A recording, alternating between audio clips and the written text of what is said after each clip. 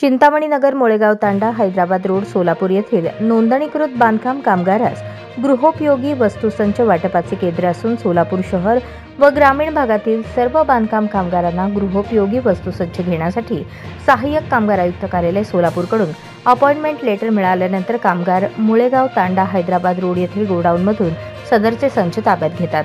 18 September 2025 ते 9 October 2025 या कालावधीत संच देताना वैभव रगबले यांनी कामगारांना प्रति 600 रुपयांची मागणी केली.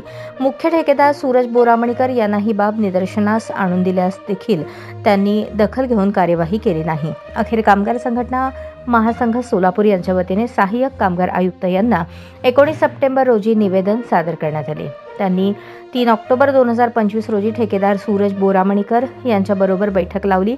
बैठकीत आयुष्य निलेश येलगुंडे यांनी ठेकेदारास सक्त सूचना दिल्या की यापुढे गैरव्यक्ती वैभव रगबले हा वाटपाच्या ठिकाणी दिसणार नाही आणि पैशांची मागणी करणार नाही. असे घडल्यास मी स्वतः कामगार संघटना महासंघाबरोबर तुमच्या वाटप केंद्रावर धाड घालीन, अशा प्रकारच्या सूचना दिल्या.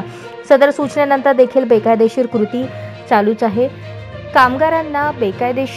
कामगारांना विशेष करून मागासवर्गीय महिला पुरुष कामगार यांना टार्गेट करून प्रत्येक कामगारामागे 600 रुपये घेतल्याशिवाय संच दिला जात नाही.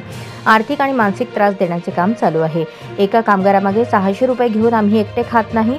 सहाय्यक कामगार आयुक्तापासून अप्पर कामगार आयुक्त ते मंत्रालयापर्यंत पैसे वाटावे लागतात, असे उद्गार वैभव रगबले आणि सूरज बोरामणीकर यांनी राष्ट्रीय मूल निवासी बहुजन कर्मचारी संघाचे पदाधिकारी यांना बोलले आहेत. या संदर्भात जिल्हा अपर पोलीस अधीक्षक सोलापूर ग्रामीण प्रीतम यावलकर यांना समक्ष भेटून युनियनचे शिष्टमंडळाने चर्चा करून निवेदन सादर करून ठेकेदाराला अटक करून घडत असलेल्या बेकायदेशीर कृत्य थांबवण्याची मागणी केली आहे.